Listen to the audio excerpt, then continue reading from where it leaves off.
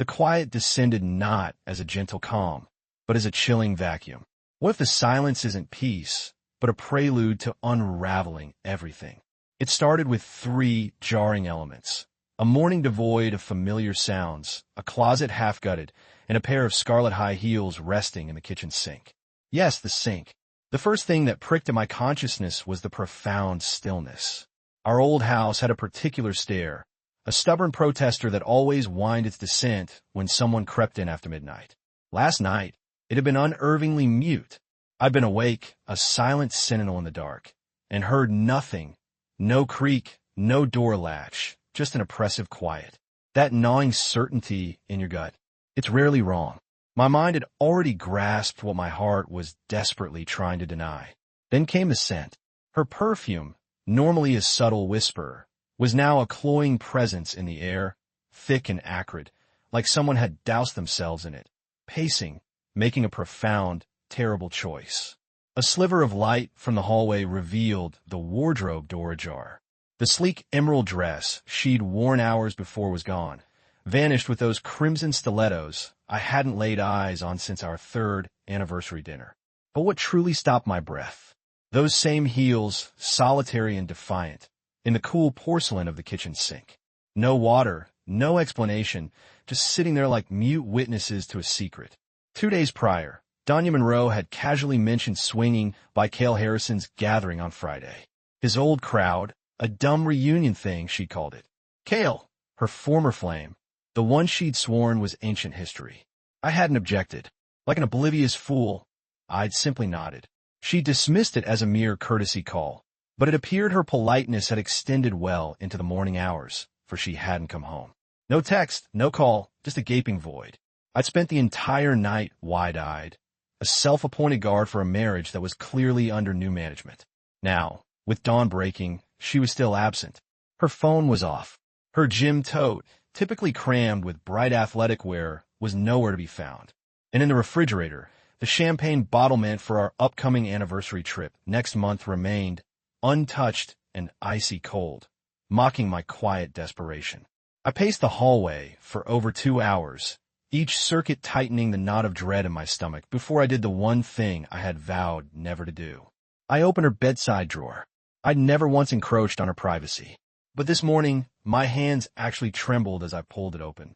Not for proof, not for vindication, but for a shred of clarity. Tucked inside was a neatly folded receipt from a gas station 2 towns away.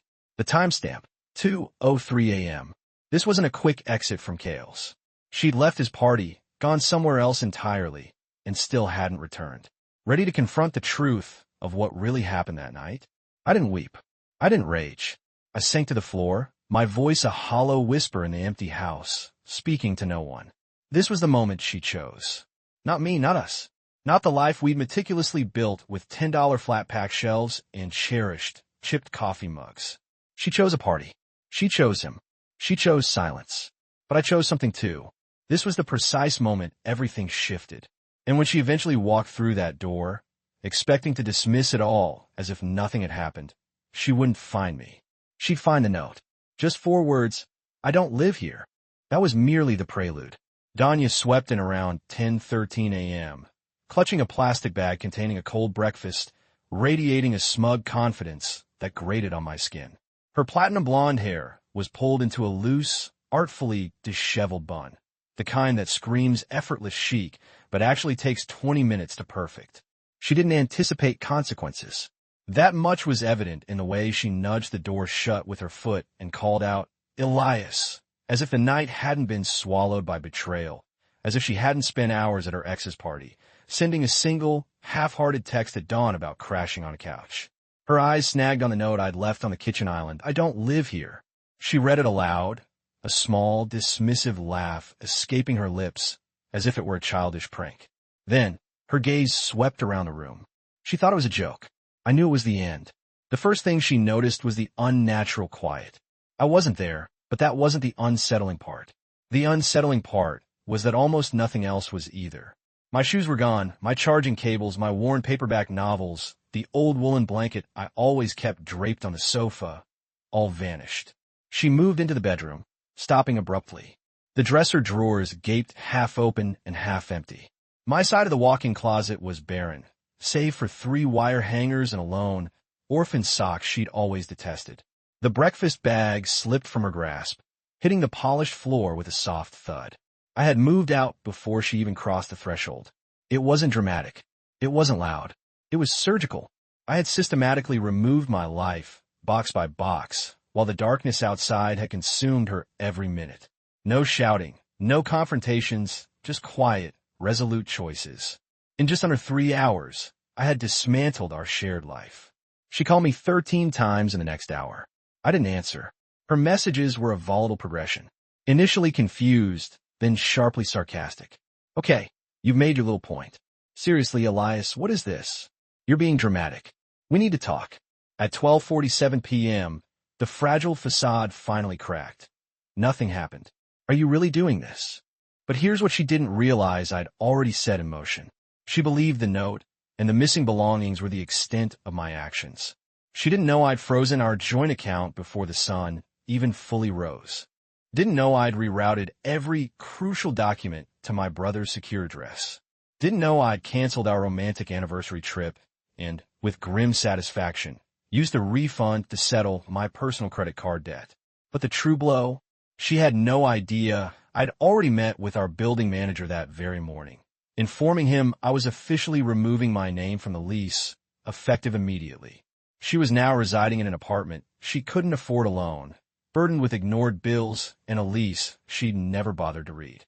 And worse, confronted with a version of me she utterly failed to recognize. She assumed I'd beg, that I'd plead for explanations, demand to know if she still loved me. But I didn't, and that silence was clearly driving her to distraction. That evening, a final message arrived. You're really not coming back. I left it on read. Her desperation was palpable, but something else was boiling inside me. Then a quiet ping. A message from an unexpected sender that changed everything. It was a photo, sent from her cousin Talia. What I saw in that image made everything simultaneously worse and undeniably clear. It arrived without fanfare, just a soft ding from my phone as I sat in my car, parked 2 blocks from what was now just the old apartment. I hadn't bothered to mute notifications, partly because a stubborn corner of my heart still craved closure, or perhaps just irrefutable proof. I thought I'd already reached my breaking point, but the photo Talia sent, that shattered the last fragile pieces I'd been pretending were still intact. What I saw next solidified a truth I'd been desperately avoiding. No accompanying message. No caption, just the stark image. Danya, laughing, head thrown back, a wine glass clutched in her hand, perched casually on a sofa I recognized from Cale's old apartment. She was bathed in the soft, flickering glow of string lights, surrounded by faces I didn't know. Her head was tilted back in genuine mirth, and Cale's arm was wrapped around her waist. Her hand rested on his knee, as if it belonged there. She didn't appear drunk. She didn't look surprised. She looked comfortable. The worst part? In the background, a frosted cake with candles, a crumpled party hat abandoned on the floor, and a banner boldly declaring Cale's Dirty 30 stretched across the wall. This wasn't a casual drop-in.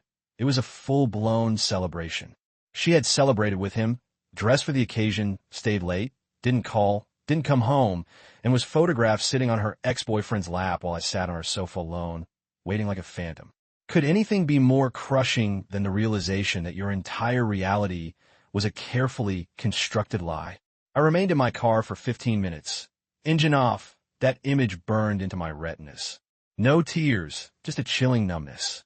My first instinct was to hurl my phone out the window. My second was to drive until the road simply dissolved into nothing. But I did neither. I just sat there, allowing the moment to settle, bone deep. Around 6:12 p.m., her call came through again. I let it ring, watching her name flash on the screen as if it belonged to a complete stranger. Then, the voicemail. Her voice was frayed, trembling, as if she hadn't yet decided whether to unleash a scream or a sob. Hey, I know you're mad. I'm not sure what that note was supposed to mean, but can we just talk, please? You're scaring me a little. You've never done this. I need to know what's going on. What's going on? She'd spent the night in her ex's arms and expected me to provide an explanation for my own actions. At 7:04 p.m., Talia messaged again. I didn't want to get involved, but you deserve to know. She said you were too soft to ever leave. I'm sorry. Too soft. I suppose that had been my reputation. Quiet Elias. Predictable Elias. The one who always waited. The one who always forgave. The one who would never, ever cause a scene. And maybe once that had been true, but something profound and irreversible had fractured within me that night. Not just trust, not just the marriage. Something deeper, like the very foundation of who I believed myself to be. I'd given her unyielding loyalty, boundless love, unwavering stability. And in return, she had offered excuses and silence, cloaked in perfume and lies. So, I did something I never would have imagined. I contacted my supervisor requesting 2 weeks of remote work. Then, I booked a sparse room at a cheap motel on the outskirts of town under my middle name and began compiling a list. Not a list of petty revenge, not a blueprint for payback, but a sacred accounting of everything I deserved but had given up on. Peace, self-respect, clarity, and eventually, closure. Stop, and imagine finally claiming what you truly deserve. That night, I sent her a message. It wasn't verbose, just a single stark sentence. Check the mailbox. This was her first real consequence delivered by me. By the time I pressed send on that message, I was already halfway across town, parked discreetly behind a weather diner near the highway. The motel I checked into didn't even boast functional Wi-Fi. But I didn't care. I needed distance. Distance from the apartment, from the lingering scent of her perfume in the bed sheets, from the slow, insidious suffocation of a marriage built on painfully one-sided effort. I stared at my phone as if it were a ticking device. I knew she'd check the mailbox. I knew she'd call, but I hadn't anticipated the initial silence. At least not for the first 20 minutes. Then, at 8:33 p.m., it rang. I let it cycle to voicemail. The second call followed almost immediately. Then a third. The fourth was the one I answered. Not to speak, but simply to listen. Danya's voice cracked, sounding like she was suspended between a sob and a shriek. You're seriously doing this? What is this? Divorce papers? Are you kidding me, Elias? After one night, you're ready to throw everything away. She thought silence would break me. It only fortified my resolve. She articulated it as if I hadn't already endured months of watching her slowly slip away.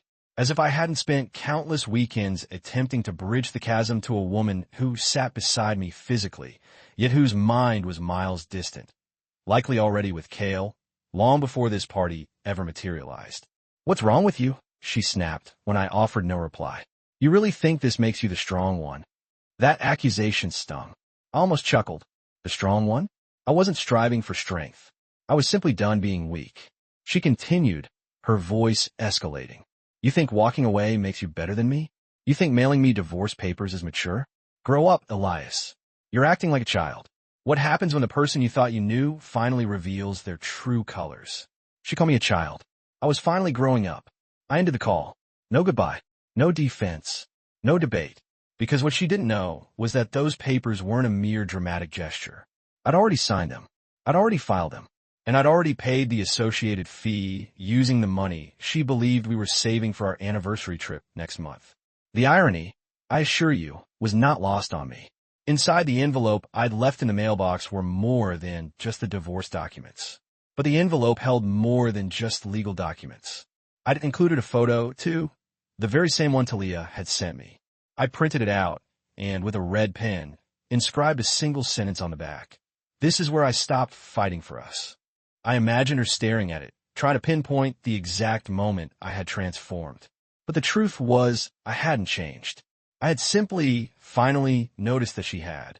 At 10:12 p.m., a text arrived. Is there someone else?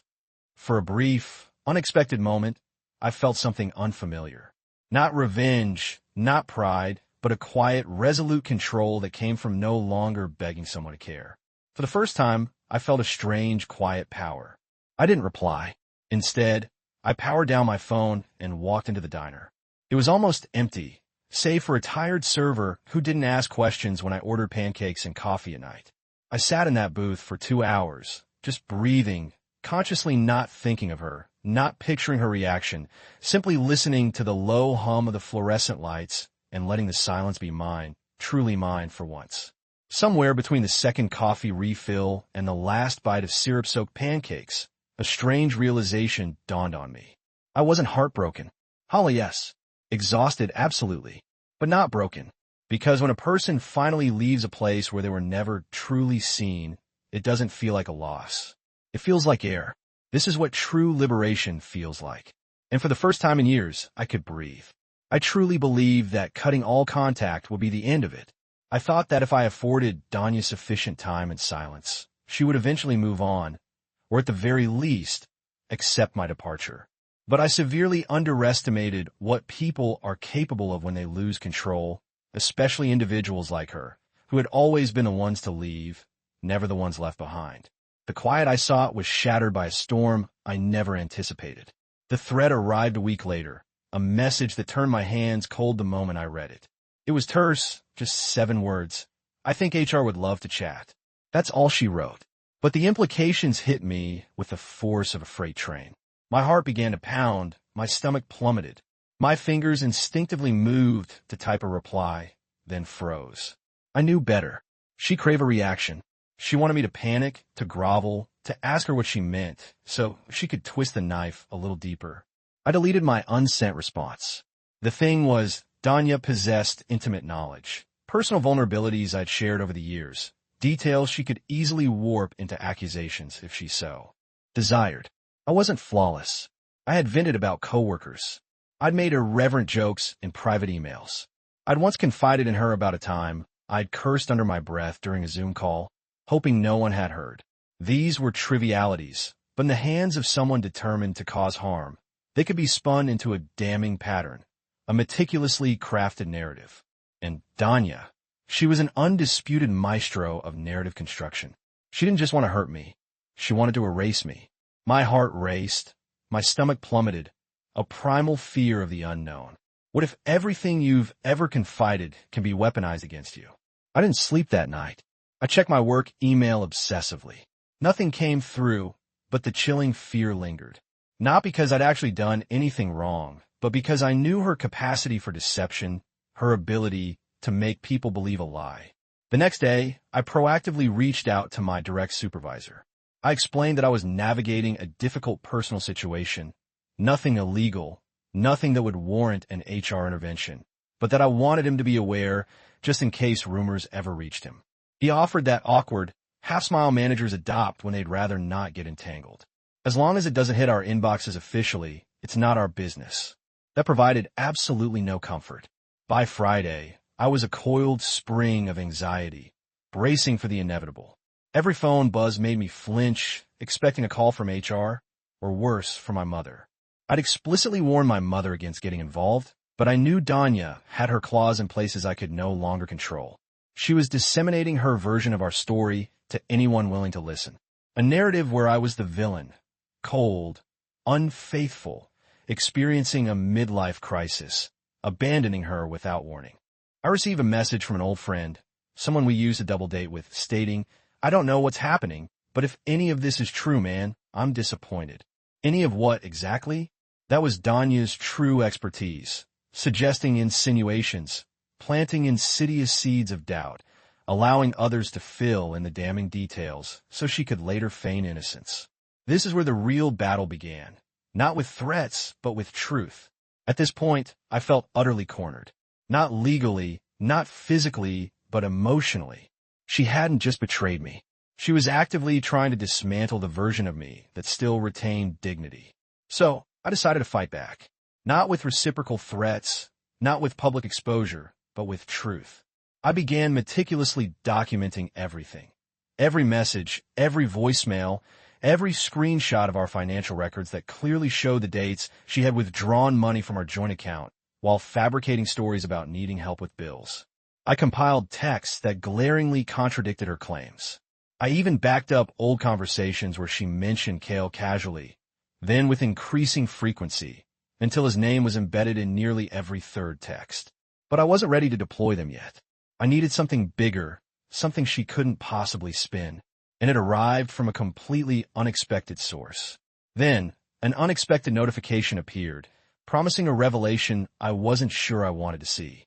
A direct message popped up on my screen from a name I didn't recognize. You don't know me, but I know what happened at Kale's party, and I have something you're going to want to see. The message lingered there for a long while before I even dared to click on it. The username was generic, nondescript. No profile picture, no mutual connections, just an unfamiliar name and those eerie, knowing words. I know what happened at Kale's party. I stared at it long enough to convince myself it was probably spam or some elaborate scam. But curiosity, as they say, has its own unique gravity. Eventually, I opened the chat and replied with a simple, "Who are you?" The typing bubble appeared almost instantly. This person had clearly been waiting. My name's Reese. I used to work with Kale. I was at the party. You don't know me, but I know who Danya is and what she did that night. I think you deserve the truth.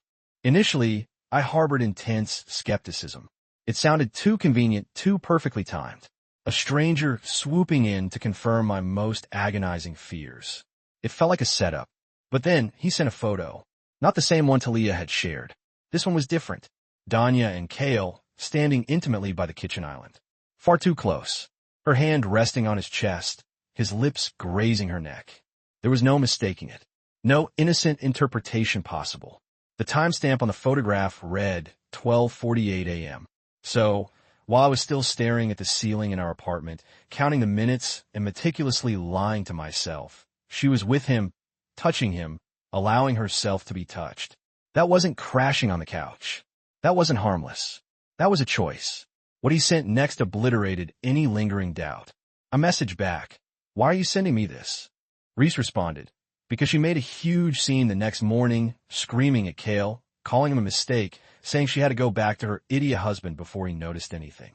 I despise people like that. I didn't even want to get involved, but when I saw the lies she's spreading, I figured someone should know. My hands trembled, not from anger, not even from heartbreak, but from a searing, bitter clarity. My hands trembled, not from anger, but from a searing, bitter clarity. All this time, I'd been trying to process betrayal in nebulous shades of gray. Now I saw it for what it truly was, deliberate, calculated cruelty. Danya hadn't stumbled. She had jumped. Then, she had attempted to meticulously rewrite the fall. I thanked Reese and asked if I could keep the photo. He sent two more. One was a short video clip, barely 10 seconds, filmed discreetly from across the room. The voices were faint, but undeniably clear.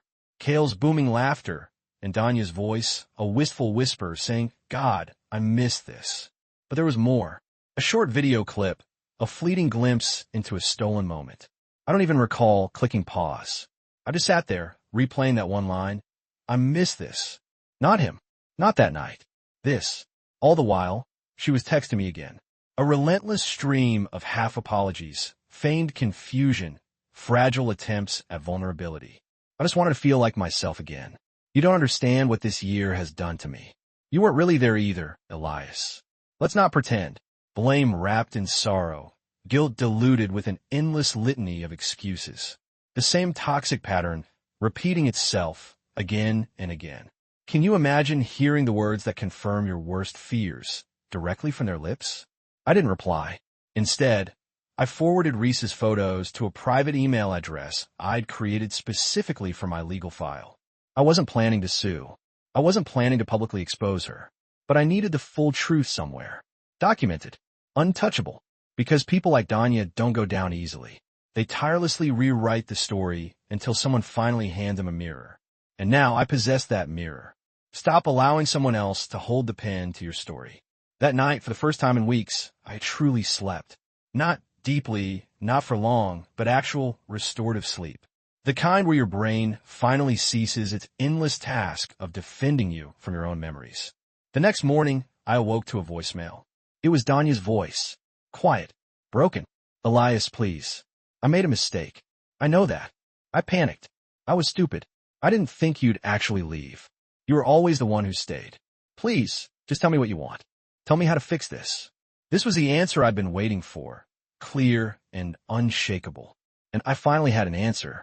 I listened to her voicemail 3 times. Not because I missed her, and definitely not because I was undecided. I listened because I needed to truly feel it, the final seismic shift, the undeniable moment she realized I was no longer the man who would always stay. I had been that man for years. Through countless cold silences, through her half-hearted apologies, through an insidious emotional withdrawal that had slowly unraveled everything we had painstakingly built. But not anymore.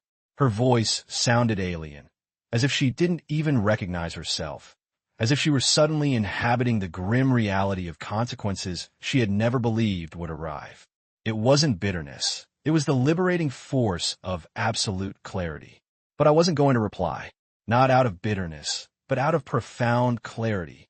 I didn't want her to hurt. I just wanted her to stop holding the pen in my story. A week later, I sat across from a quiet notary in a courthouse office. I signed a final set of papers, a stack of forms, and slid them across the desk. It was done. No courtroom drama, no shouting matches, just ink on paper and a signature that, with a quiet click, freed me. I left with no bitterness, no desire to win the breakup. I wasn't interested in burning her world down. I just didn't want to live in it anymore. This was the precise moment my future began, unbound and unburdened.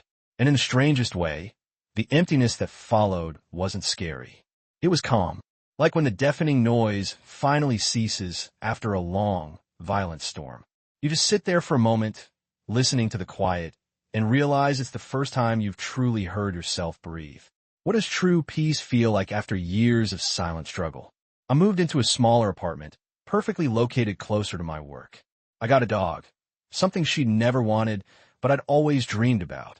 I started spending time with people who didn't make me feel like I had to shrink myself to fit into their lives. I even reached out to Reese and thanked him again. He hadn't needed to get involved.